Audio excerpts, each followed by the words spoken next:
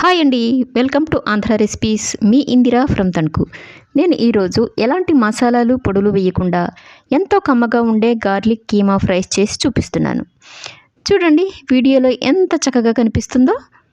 కలర్ని చూస్తే చెప్పొచ్చు అది ఎంత టేస్టీగా ఉంటుందో. అయితే ఈ కీమా ఫ్రై ఎలా చేయాలో ఆ ప్రాసెస్లోకి వెళ్ళిపోదాం రండి.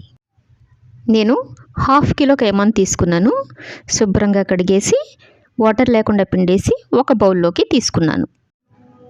ఇప్పుడు 1 teaspoon salt, 1/2 teaspoon పసుపు, 1 టీ స్పూన్ అల్లం వెల్లుల్లి పేస్ట్ అన్నీ వేసుకొని బాగా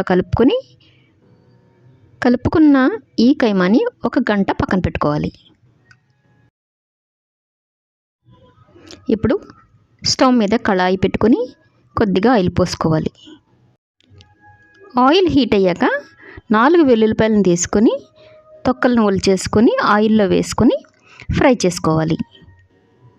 వెల్లుల్లిపాయలు లైట్ ఎల్లో కలర్ వచ్చే వరకు ఫ్రై చేసుకోవాలి. ఎల్లో కలర్ వచ్చేసేయండి, ఇక తీసేసుకుందాం.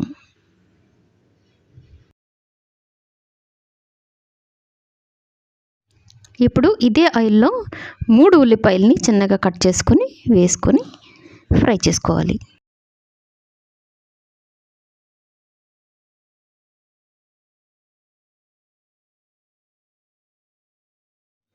ఉల్లిపాయలు లైట్ బ్రౌన్ కలర్ వచ్చిన తర్వాత మ్యారినేట్ చేసుకున్న కీమాను ఉల్లిపాయల్లో వేసుకోవాలి. బాగా కలుపుకొని మూత పెట్టుకుని ఒక 5 మినిట్స్ మగ్గనివ్వాలి.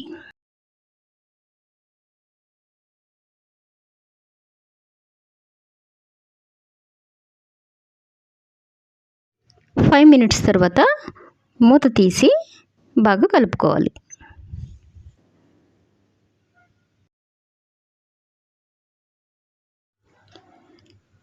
ఇప్పుడు 1/2 టీ స్పూన్ అల్లం వెల్లుల్లి paste, 1/2 teaspoon salt, 2 tablespoons కారం వేసుకొని బాగా తిప్పుకోవాలి. నిజానికి ఇది పచ్చిమ కూర అండి, బాలింతలకి పెడుతూ ఉంటారు. వెల్లుల్లి ఎక్కువగా ఎందుకు వేస్తారంటే పిల్లలకి పాలు బాగా పడతాయి అని వేస్తారు. ఈ వెల్లుల్లిపాయల వల్లే కూర అంత టేస్ట్ ఉంటుంది.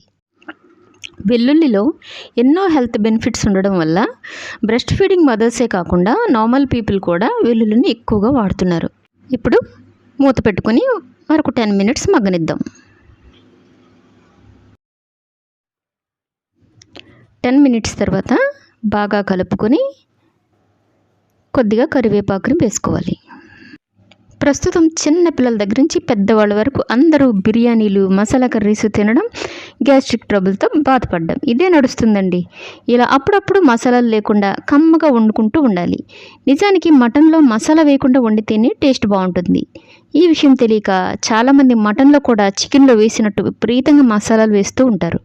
ఒకసారి ఇలా ట్రై చేసి చూడండి, మళ్ళీ మళ్ళీ ఇదే ప్రాసెస్లో చేసుకుని తింటారు, అంత బాగుంటుంది. ఇప్పుడు ఫ్రై చేసి పెట్టుకున్న వెల్లుల్లిని వేసుకోవాలి. అలాగే కొద్దిగా కొత్తిమీరను కూడా వేసుకొని బాగా కలుపుకోవాలి. ఇప్పుడు కళాయి మీద మూత పెట్టి ఒక 10 మినిట్స్ మగ్గనివ్వాలి.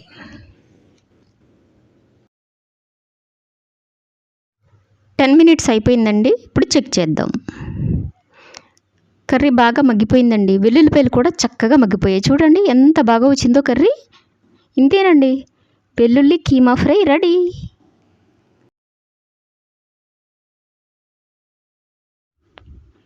ఇప్పుడు డిష్ అవుట్ చేసుకుందాం. చూడండి ఎంత కలర్ఫుల్గా, ఎంత యమ్మీగా కనిపిస్తుందో.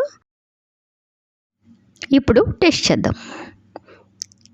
ఇలా వేడి వేడి అన్నం పెట్టుకొని కొద్దిగా కర్రీ వేసుకొని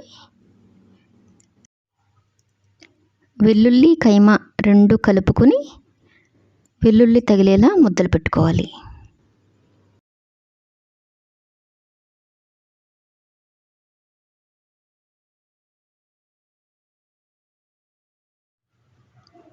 చాలా బాగుందండి.